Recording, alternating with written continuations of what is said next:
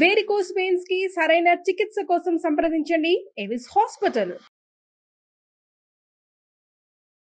నమస్తే రమగారు. నమస్తే జయ. రవ్వల మేడ అడప చిరంజీవి గారి స్టోరీ చెప్పుకుంటూ ఉన్నాం. వల్లభసింహుడు జయంతుడు ఈ ఊళ్ళో ఉన్నారు భుజంగపురంలో. ఆ రవ్వల మేడలోకి వెళ్ళటం ఎలా, ఏమిటి ఇక్కడ మాయ, ఏమిటి ఇదేదో వింత అని ఆలోచిస్తున్నారు. అయితే ఏమైంది, ఈ బయట ఉన్న ఫోటోలు, ఆ రవ్వల మేడ బయట కొన్ని ఫోటోలు కనపడ్డాయి వీళ్ళకి. దాని మీద ఆలోచిస్తుంటే ఈ మన వల్లభసింహుడికి ఒక ఐడియా వచ్చింది. ఏం చేశాడు, తన దగ్గర ఆ అమ్మాయిది పటం ఉంది, మదన మంజరిది ఫోటో గీసి ఇచ్చారుగా, అది మీ జయంతుడిని నువ్వు రవ్వల మేడ చుట్టూతా తిరుగు, ఆను పను తెలుసుకో అని పంపించి ఒక కాగితం తెప్పించుకుని సేమ్ అదే పిక్చరు రెండో దాని మీద వేసాడు. వేసి చిన్న చిన్న మార్పులు చేశాడు, దాంట్లో చేసి పటాలు రెండు ఇట్ట బల్ల మీద పెట్టాడు, అది గోడ కానిచ్చి పెట్టాడు. సాయంకాలం దాకా రవ్వల మేడ చుట్టూతా ఆను పాను తీసుకుని వస్తున్నటువంటి జయంతుడు ఈ కుర్రాడెవరు, ఈ అబ్బాయి ఎవరు అని అడిగాడు. ఆ ఫోటో చూసి చాలాసేపటికి అతనికి అర్థమైంది, మదన మంజరి ఫోటోనే మగవాడి ఫోటోగా మార్చాడు ఇతను. ఒక అబ్బాయి ఫోటో ఆల్రెడీ మదన మంజరి ఫోటో, ఆ రెండో ఫోటో ఎవరా అనుకున్నాడు. చాలాసేపటికి అతనికి అర్థమైంది. అప్పుడు వీళ్ళకి నిర్ధారణ అయింది, బహుశా ఈ రవ్వల మేడలో ఈ అమ్మాయి ఏమైనా మగవేషంతో వచ్చి పోటీకి దిగిందేమో. ఆ పటం చూపించేసరికి ఈ అబ్బాయిని మేము చూసాం అన్నారు. ఆడపిల్ల ఫోటో ఎవరు చూడలే. అదే ఆడపిల్లకి మగవేషం వేసి చూపించిన ఫోటోని మార్చాడు, రూపం మార్చేసరికి అది చూశారు. సరే ఇప్పుడు ఏం చేద్దామంటే అని ఈ రెండు పటాలు పట్టుకెళ్ళి చక్కగా పెద్దగా గీశారు. వాటిని ఫ్రేమ్ లాగా చేయించి గట్టిగా ఇలా మడత పడిపోకుండా నీట్గా పైన కింద కర్రలు పెట్టి, చిన్న కర్రపుల్లలు పెట్టి నిలబెట్టాడు దాన్ని. రవ్వల మేడ ఎదురుకుండా ఉన్న భోజనాలు పరహారశాల ఉందిగా, ముందు రోజు వీళ్ళు ఫుడ్ తెప్పించుకున్నారు. అక్కడ ఒక కర్రకి వాటి రెండింటిని తగిలించి వాటి దగ్గర కూర్చున్నారు. ఇక్కడే కూర్చో అని జయంతుడిని కూర్చోబెట్టాడు. నేను ఇప్పుడు రాను, నువ్వు కూర్చోమనేసరికల్లా ఏమైంది, ఆ జయంతుడు అక్కడ కూర్చుంటే చాలాసేపటికి ఒక అమ్మాయి వచ్చింది. ఎవరో ఎంతగాడా నువ్వు అని.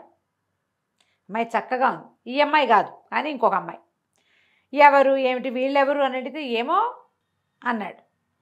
ఆ అమ్మాయి మీద కొంచెం మైమరుపుగా ఉంది. ఒక ఆడపిల్ల వెతుక్కుంటూ వచ్చి మాట్లాడితే సరదాగానే ఉంటుంది. వీళ్ళిద్దరూ సరదా మాటలు మాట్లాడుకునేసరికి వల్లభసింహుడు వచ్చేసాడు. వచ్చి ఎవరు ఏమిటి అని కనుక్కున్నాడు. ఈ వచ్చిన అమ్మాయి పేరు సారంగి.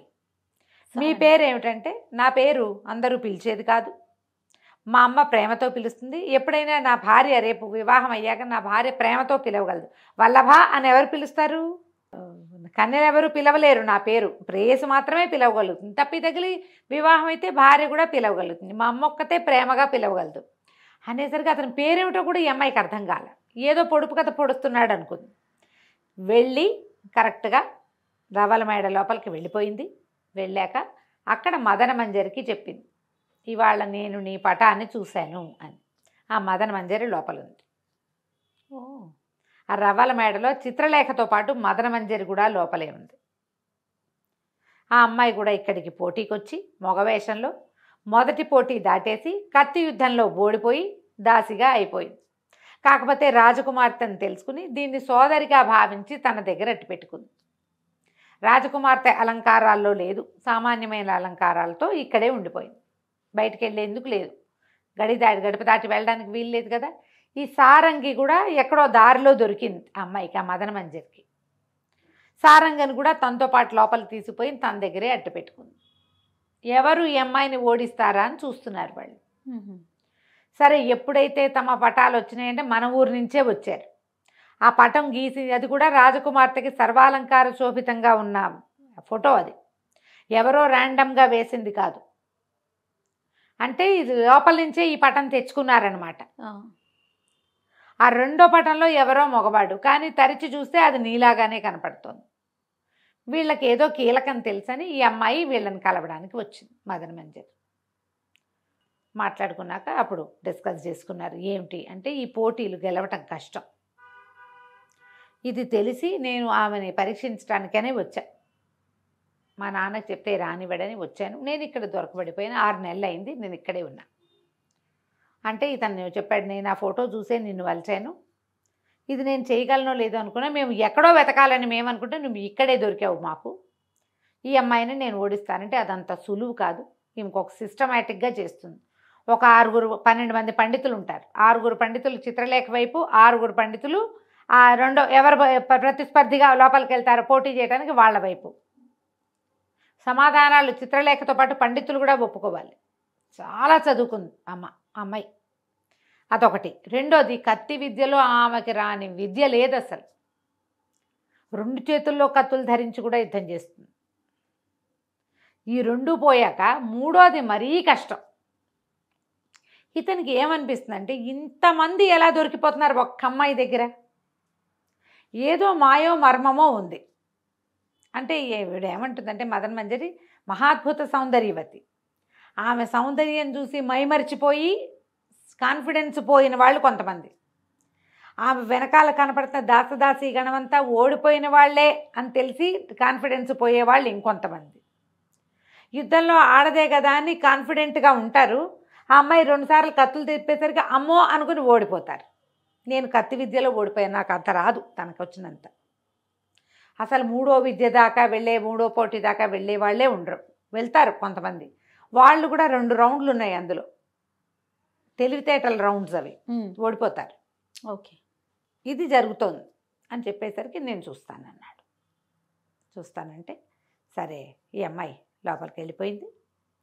ఇతను కొద్దిగా ఆనుపాను చూసుకుని ఏం చేశాడు, ముందు జయంతుణ్ణి పంపించాడు. నువ్వు లోపలికి వెళ్ళు, వెళితే నీకప్పుడు ఎక్కడ మాయామర్మం ఉందో మనకు తెలుస్తుంది. ఈ సూర్యవర్మని సమరబాహుని ఇద్దరిని పట్టుకో, వాళ్ళని కలుపుకో, వాళ్ళని విడిపించడానికి మనం వచ్చామంటే వాళ్ళు నీకు సహాయం చేస్తారని ముందు జయంతుడిని పంపిస్తే జయంతుడు మొదటి రౌండ్లోనే ఓడిపోయాడు.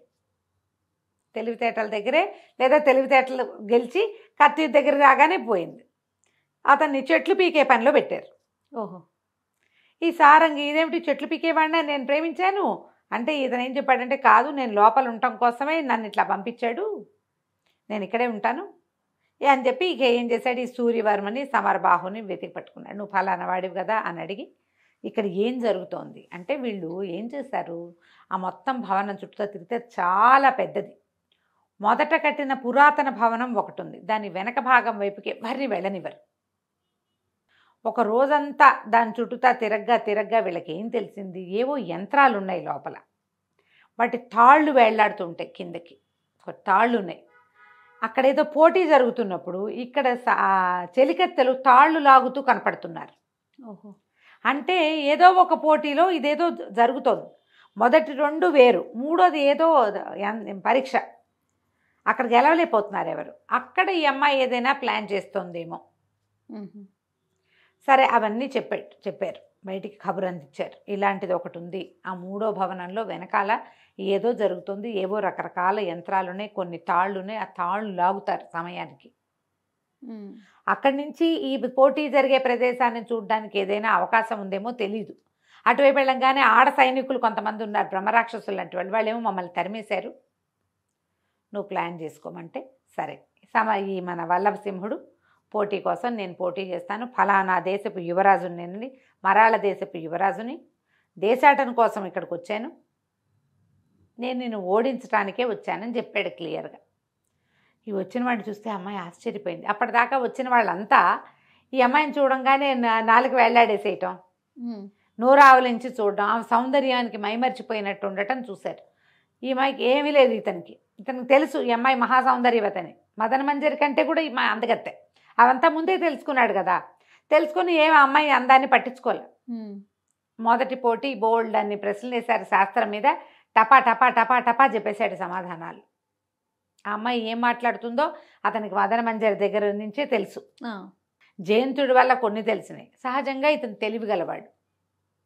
ముందు ఓడించటం అనేదే పెట్టుకున్నాడు. ఆ అమ్మాయితో వివాహం కలలు ఏం లేవు అతనికి.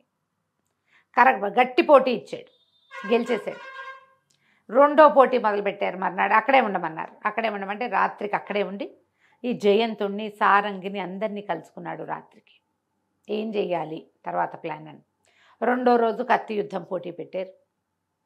ఇతను అమ్మాయి మీద ఒక 2 గుప్పెళ్ళు పొడుగున్నాడు, సాహసి, పైగా బాగా యుద్ధ విద్యలు వచ్చినవాడు. ఆ అమ్మాయి కదలికలు చూసి భయపరిచిపోయే గుణం లేదు, మెయిన్ ప్రధానంగా అది ఉండకూడదు అసలు. ఇక ఆ రెండోసారి యుద్ధానికి కూడా పెట్టుకున్నారు. మొదట ఒక కత్తి, ఆ అమ్మాయి చేతిలో కత్తి ఎగరగొట్టేశాడు. ఈసారి సైనికులు 2 కత్తులు ఇచ్చారు. 2 కత్తులు ఎగరగొట్టేశారు. అదే ఒక విచిత్రమైన కత్తి ఒకటి తెచ్చి ఇచ్చారు. అది చేసేశాడు. ఆ అమ్మాయి హతాసురాలైపోయింది. మూడో దాంట్లో గెలవడం కష్టం. ఆ అమ్మాయికి ఇప్పటిదాకా వచ్చిన ఏ యువకుల మీద ఇలాంటి ఆసక్తి కలగల. ఎందుకంటే అవతల వాడు తను చూసి నోరావలించటమే అమ్మాయికి తెలుసు. చూసింది. వీడికి గట్టిగా ఉన్నాడు. ఇతను అడిగింది, నువ్వు ఇట్లా ఎలా ఉన్నావంటే, నువ్వు అదే నీ కాన్ఫిడెన్స్. నేను నీకంటే సౌందర్యవతులను చూశాను అనంగానే, నీకంటే నాకంటే సౌందర్యవతి ఉంది అనంగానే డీలా పడిపోతారు ఇవతల వాళ్ళు. అంతేగా. ఇప్పుడు 3వ రోజు ఉండమన్నారు. 3వ రోజు పోటీ. 3వ రోజు పోటీకి ఆ 3వ రోజే ఈ యంత్రాలని వాడతారు వాళ్ళు. ఓ అన్ని చిత్రమైనవి ఆ గదుల్లో ఉన్నవి. ఒక పావురాయి ఉంది, చెక్క పావురాయి. చుట్టూత వేల కొద్దీ పావురాలు ఉన్నాయి. పావురాలు గదంతా ఎగురుతున్నాయి. ఏ పావురాయికి తగలకుండా చెక్క పావురాయిని కొట్టాలి బాణంతో, బ్రెయిన్ వాడి. ఒకవేళ వాడు చెక్క పావురాయినే కొట్టబోయాడు అనుకో, తగలబోతోంది అనుకో, దీనికి తాళ్ళు కట్టున్నాయి. బయట నుంచిన వాళ్ళు అది లాగేస్తారు. ఓ ఆ పావురాయికి తగిలితే ఏదో ఒక దానికి తగులుతుంది ఆ బాణం వెళ్ళి. ఇప్పుడు దీన్ని ఉద్దేశించాం, దీన్ని లాగేసామనుకో, ఇది పోయి వెనకాల దానికి తగులుతుంది, అంటే రక్తపాతం అవుతుంది. వెంటనే వీడేమవుతాడు, ఓడిపోతాడు. అక్కడ ఉన్న పావురాళ్ళు ఏవి ఒక చెక్క పావురాయే ఇది, మిగిలినవన్నీ మామూలు లైవ్ పావురాళ్ళు. దేనికి తగిలినా బ్లడ్ వస్తుంది. రక్తపాతం కాకుండా లోపల పావురాయిని కొట్టాలి. సరే, ఇతను ఏం చేశాడు, దాన్ని లాగడానికి వెళ్ళేది. ఈ లోపల వీళ్ళు ఉన్నారుగా, ఈ అబ్బాయిలు 3, జయంతుడు, సూర్యవర్మ, సమరబాహు. ఆ వెనక వైపుకు వెళ్ళిపోయి ఆ బిల్డింగ్ వెనకాలకి అక్కడ ఉన్న ఒకళ్ళిద్దరిని మొహాలు పగలగొట్టేసి 3 కలిసి, ఒకడైతే కొట్టలేడు, 3 ఉన్నారు కదా, ఆ తాళ్ళు కట్టేశారు. ఇతను ఏం చేశాడు, తెలివి వాడుకోవచ్చు అని చెప్పారు. ఇక్కడ ఈ పావురాలకి ఆహారంగా గింజలు పట్టుకురండి అని చెప్పాడు. గింజలు నేల మీద పోసేసరికి గదంతా ఎగురుతున్న పావురాళ్ళు ఠకీమని గింజల కోసం కింద కూర్చున్నాయి. కూర్చునేసరికి ఏముంది, అక్కడ ఒకటే ఉంది. దాన్నేమో వాళ్ళు అక్కడ తాడు కట్టేస్తారు, తాడు గట్టిగా బిగించేస్తారు, అది అక్కడే కూర్చుంది. వద్ద కొట్టేశాడు పావురాయని. అమ్మాయి నిర్కాంతపోయింది. ఎట్లా చేయగలిగాడు, ఈ తాడు ఎందుకు లాగబడలేదో అమ్మాయికి అర్థం కాల. 2వ గదిలోకి తీసుకెళ్ళారు. 2వ గదిలో ఎన్ని తుమ్మెదలు ఉన్నాయో. అన్ని తుమ్మెదలు ఒరిజినల్ కాదు, ఒకే ఒక్కటి నిజమైన తుమ్మెద, మిగిలినవన్నీ చెక్క తుమ్మెదలు. గాల్లో ఎగరటం మాత్రం అవి యంత్రం సహాయంతో ఎగురుతున్నాయి. గుయ్యి అని మోత కూడా వస్తుంది. నిజమైన తుమ్మెదని పట్టుకోవాలి. ఎట పట్టుకుంటారు, అన్నీ గుయ్యి అంటున్నాయి, అన్నీ ఎగురుతున్నాయి, అన్నీ రెక్కలల్లాడిస్తున్నాయి. యాంత్రికంగా జరిగిపోతుంది అంతా. సరే, అబ్బాయి ఏం చేశాడు, మంచి వాసన వచ్చే పువ్వులు పట్టుకురండి అని పువ్వులు తెప్పించాడు.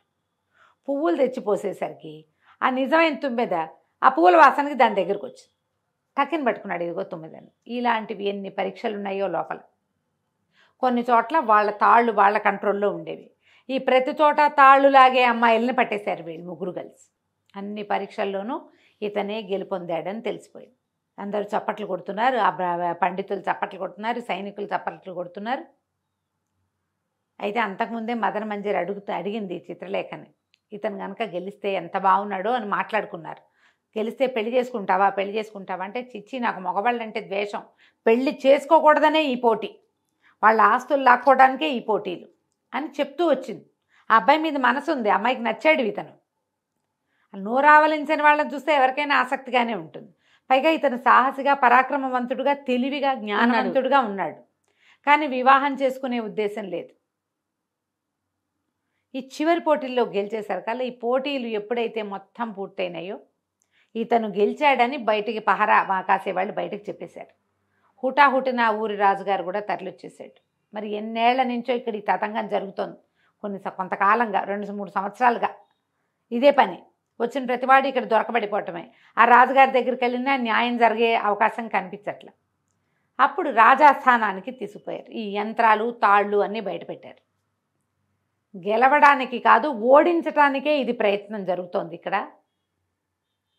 అనేసరికల్లా రాజుగారు గట్టిగా ప్రశ్నిస్తే, తల్లి చెప్పింది పురుష ద్వేషం. ఒక రాజు వల్ల ఆమెకి ఇబ్బంది అయితే తమ దగ్గరికి వచ్చిన ప్రతి రాజుని అవమానించాలనే ధోరణి సరైంది కాదు కదా. అప్పుడు రాజు ఏమన్నాడంటే ఈమెకి శిక్ష నేను కాదు, ఆమె ఏదో పోటీ పెట్టింది, మాకెందుకని ఎవరి దారిని వాళ్ళు పోయారనుకో ఏ ప్రాబ్లము లేదు. అలా కాకుండా పోటీకి ఒడంబడి వెళ్ళారు వాళ్ళు, పోటీకి ఒడంబడి వెళ్ళారు, పోటీల్లో ఓడిపోయారు. గెలిచిన వాడు దీన్ని నిశ్చయించాలి, ఈమెను విచారించవలసిన వాడు గెలిచిన వాడు. అప్పుడు ఇతను ఏమన్నాడంటే వల్లభసింహుడు, ఎవరి ఆస్తి వాళ్ళకి ఇచ్చేసి, వాళ్ళ ఆస్తులన్నీ నువ్వు స్వాధీనం చేసుకున్నావు, నీ ఎవరి దారిని వాళ్ళని వదిలిపెట్టేస్తే కనుక నాకే అభ్యంతరము లేదు నిన్ను వదిలేయటానికి అనేసరికి ఇంకేం చేసింది, ఏ రాజ్యపు రాజకుమారిని ఆ రాజ్యానికి పంపించేసింది. చాలామంది సాహస వీరులు బోలంతమంది వచ్చారు, అందరినీ పంపించేసింది. కొంతకాలంగా 2-3 ఏళ్ళుగా ఈమె దగ్గర దాసులుగా ఉన్నారు. గడ్డి పీకేవాడొకడు, గడ్డి కోసేవాడొకడు, మొక్కలు నాటేవాడొకడు, గొప్పులు దవ్వేవాడొకడు, అందరినీ రిలీవ్ చేసేసింది.